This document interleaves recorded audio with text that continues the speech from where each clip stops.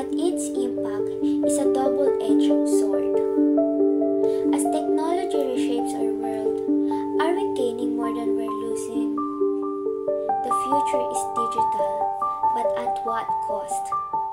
Can technology elevate humanity without compromising our values? So, I have here the positive effects of technology. The first one is the increased efficiency.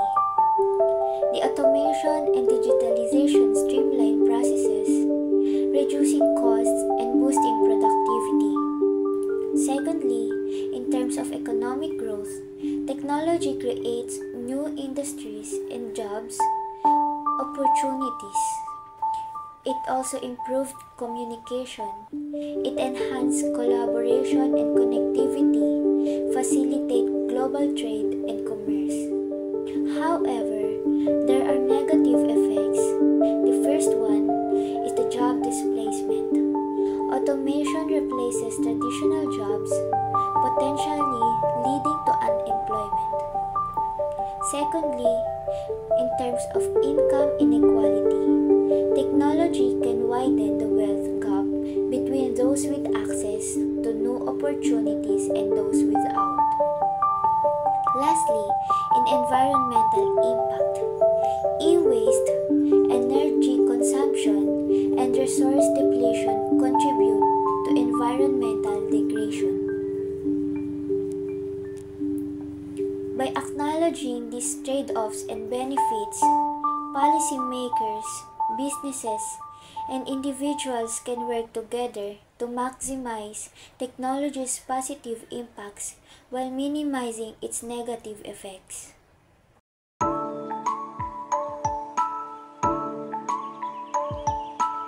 Maya Civilization.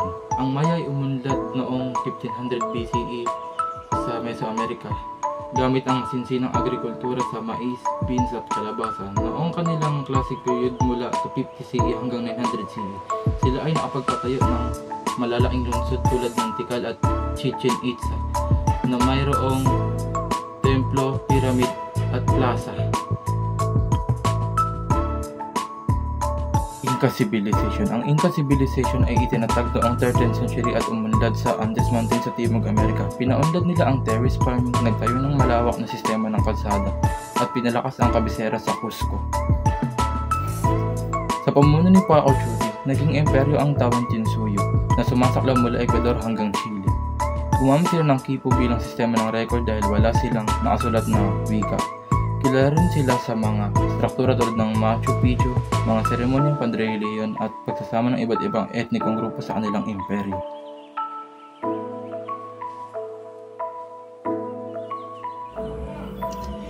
May iba't ibang positibo ng epekto ng teknolohiya sa atin.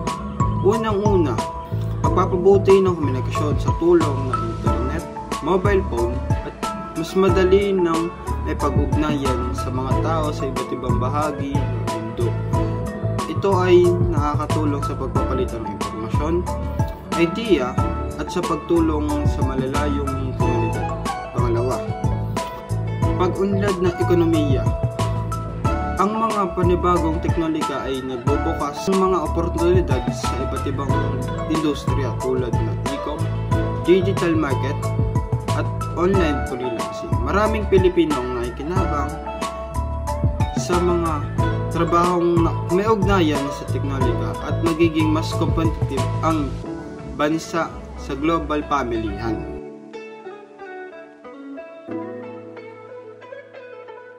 May mga i-search tayo, magamit tayo ng cellphone.